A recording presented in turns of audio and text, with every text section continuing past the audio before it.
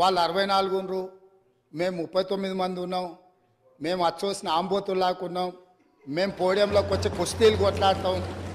ఈ రకమైన భాష వారి గౌరవానికి కానీ ఈ సభను నడిపించుకోవడానికి కానీ సహకరించదు. రెండవ అంశం, పదే పదే గత పాలన గురించి గత ప్రభుత్వాల గురించి మాట్లాడుతున్నాను. సరే, వారు ఏం మాట్లాడతారో మొత్తం విన్నాక రిప్లై చేద్దాం అనుకున్నాను. కాకపోతే నా రిప్లై కోసం వారు తహతహలాడుతున్నారు. గత పాలనలో యూత్ కాంగ్రెస్ వైస్ ప్రెసిడెంట్గా కల్వకుంట్ల చంద్రశేఖరరావుకు అవకాశం ఇచ్చిందే కాంగ్రెస్ పార్టీ.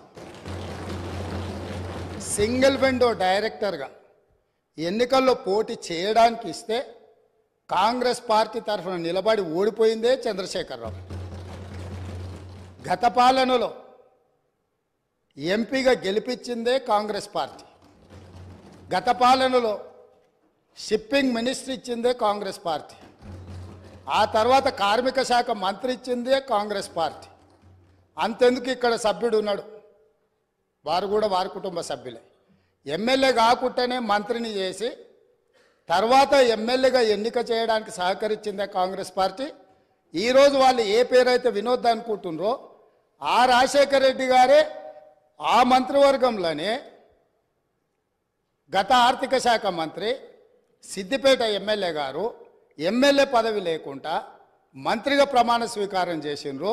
రాజశేఖర రెడ్డి గారి నాయకత్వమే దేశానికి బలమైన నాయకత్వం అని అందులో పనిచేసిండ్రు. మూడవది, పోతిరెడ్డిపాడు పొక్క పెద్దది చేసినప్పుడు కీర్తిశేషులు నాయన్ నరసింహారెడ్డి గారు కడప జిల్లా ఇన్ఛార్జ్ మినిస్టర్. ఆ రోజు కొట్లాడింది పోతిరెడ్డిపాడు మీద కీర్తిశేషులు పి జనార్దన్ రెడ్డి గారు.